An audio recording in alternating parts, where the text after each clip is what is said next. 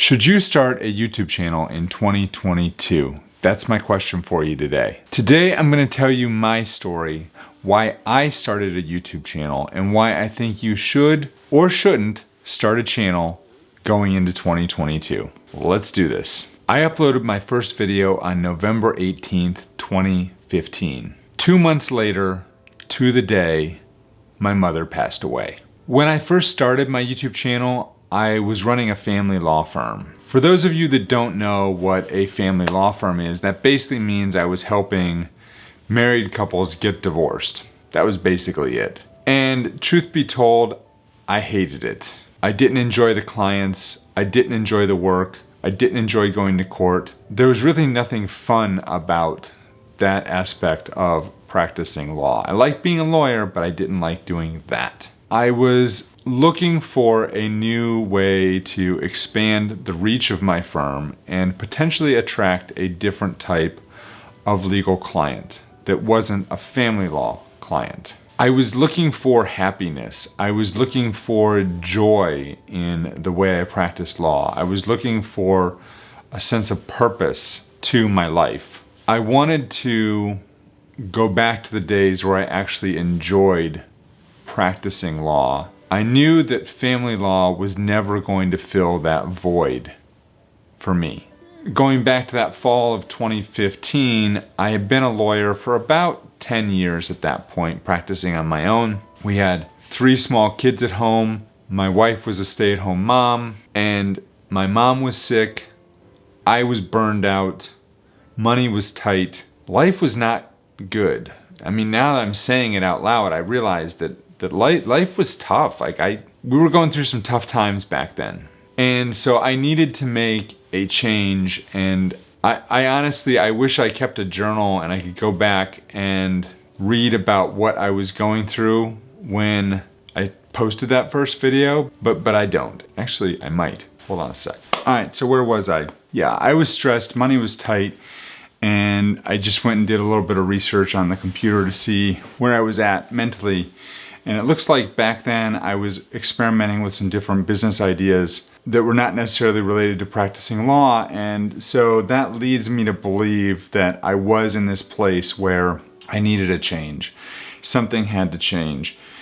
And I can't figure out, I don't remember why YouTube was the answer, but it was the answer. It was probably a podcast that I listened to, or where someone was doing something on YouTube and they were getting some traction, or it could have been, I don't remember if I had a business coach at this particular time, but I've had lots of business coaches over the years.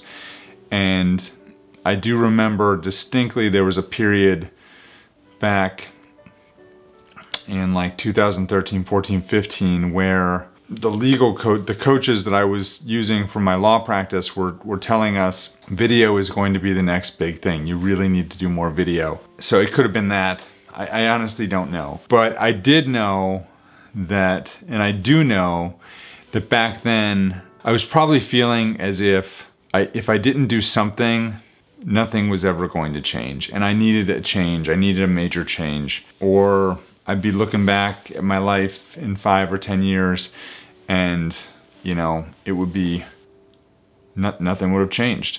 And I think another thing that was going on in 2015 in particular was in December of that year, that was the year I turned 40. And, you know, maybe that was it. Maybe, you know, you go through this midlife crisis when you hit a milestone like 40, and it's like, you know what am I doing with my life? Am I happy where I'm at? Do I need to make a change? And that could have been it too. So this is where YouTube really started for me. So I posted my first video in November of 2015, and I'm pretty sure this is true. I remember thinking that if I was going to do something on YouTube, it didn't make sense to focus on family law in North Carolina, because that's a very small market and YouTube is a very big market. There's people all over the world watching these videos, and I wanted to reach as many people as I could with information that would be meaningful. And at a minimum for me, we're talking the United States. So posting videos on how to get a divorce in North Carolina wasn't going to help me with the goal of expanding to a nationwide audience. So I started publishing videos and I started doing things. I started answering questions about, what is a sole proprietorship? Do you need to file a trademark? Different things like that I've talked about a lot over the years in now almost 200, maybe 200 videos on the channel. I'm not sure how many I've done. And so between November and the end of December, I published 11 videos. Then my mom got really sick and she was admitted to the hospital. And so between traveling to go see her and be with her in the hospital until she passed away, through, going to then her memorial service and then cleaning out her apartment and all the other things that come with having to, deal with the loss of a loved one, I didn't really do a whole lot on YouTube for the next 4 or 5 months. And so I started publishing again in March, and then in April I did what's called the SSS Veda challenge. This is something, I think she still does it. At the time, it's from Amy Landino, and the name for her channel was Savvy Sexy Social. I think that's right. And so it was the SSS Savvy Sexy Social Veda challenge, and Veda stood for Video Every Day in April, or Video Every Day in August. And I actually do think she still does this challenge. So if it's something you're interested in, well, it's just passed up. But in April, she'll be doing it again. I think she does it every year. That April, I published, the challenge is to publish a video every single day of the month. So 30 videos. I didn't get to 30, but I did 25 out of 30 days. I went back and looked.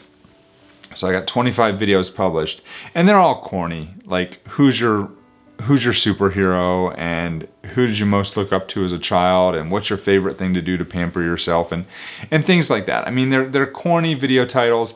The idea isn't, let's put some information out here that a bunch of people is going to watch and make you go viral on YouTube. The idea is, let's learn how to make videos, and let's do it really fast, and let's just get some content out there. Let's get you comfortable on camera.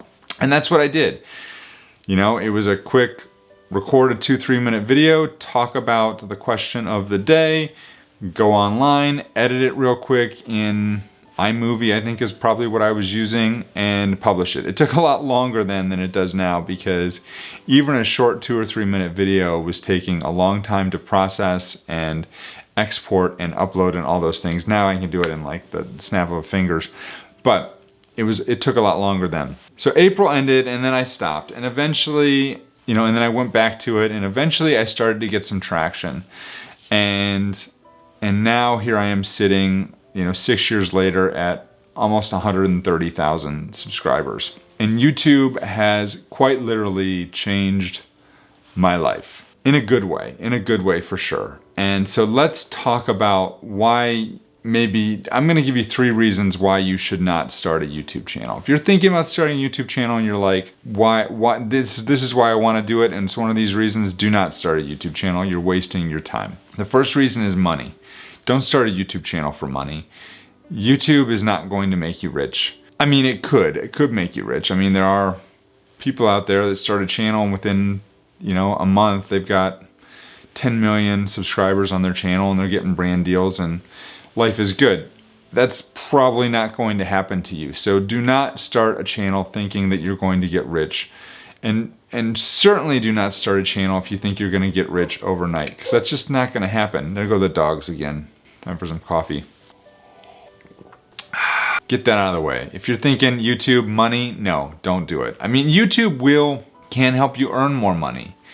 And effing dogs. All right, I gotta go get the dogs. I'll be right back. All right, second reason to not start a YouTube channel is because you think it's going to make you famous. I don't know that I really need to talk about this a whole lot other than to say that's absolutely stupid and a total complete waste of time. Don't do that. Will it make you famous? My niece over Thanksgiving said that she was super excited because she found me on YouTube, but she already knew me, so why would that matter? I don't know. Anyway, and don't start a YouTube channel planning to quit your job. Might you be able to quit your job at some point because you start a YouTube channel? Yes, that might happen, but don't quit your job and then start a YouTube channel and then think that the YouTube channel is going to support you, because that is definitely not going to happen. It's going to take a while, and that's just the truth. I mean, I don't think I earned my first money off of YouTube from AdSense revenue, and AdSense revenue is always kind of the first.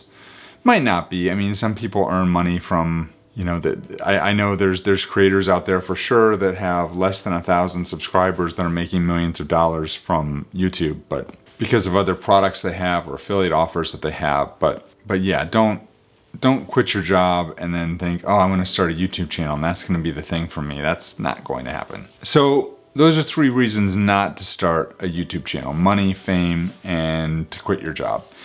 Here's why you should start a YouTube channel, and why I think that YouTube is the most powerful platform for an online business in 2022. If you enjoy making videos, if you enjoy being on camera, if you have a story to tell or something valuable to share with the world, then YouTube is for you. It is an amazing platform, and I love it because I can post a video like this video. I don't know if this video is going to do well or not. It might bomb. It probably will bomb. Or maybe it won't. And here's the thing. When you produce valuable content that people enjoy watching, that video is going to live on YouTube for years, potentially. I mean, I have videos that I posted when I first started back in 2015, 2016 that are still getting thousands of views a month, because the algorithm still deems them appropriate for certain people to watch on YouTube. And so it surfaces them, whether through search or whether through some other way that the people are going to find them. So I think YouTube is an amazing platform. I think it is a great platform if you are teaching something or you're sharing something valuable, or, like I said, you have a story to tell. And along those lines, if you're building a business, YouTube is an amazing foundation for your business to grow an audience of people who are going to resonate with you and like you. And if you want to build that know, like, and trust factor that's going to get people to want to purchase your products and services, YouTube is an amazing way to do that. And you don't need a lot of money. You don't need a lot of equipment. All you really need is your phone and an internet connection, really, which I'm pretty sure most phones have that internet connection capability built into them. And there you go. That's all you need. And so it's really an amazing platform from that standpoint. YouTube has allowed me to build an amazing online business that supports my family, that provides me the freedom to work when, where, and how I want. And I've got some amazing things to share with you here in the new year in 2022 about what YouTube has allowed me to do and will be allowing me and my family to do. I'm gonna hold off on that for right now. If you like watching this video, make sure you check out this other video I did right here that talks more about why I love YouTube so much. Thank you so much for watching. I'll see you in the next video. Take care, folks. Have a great day.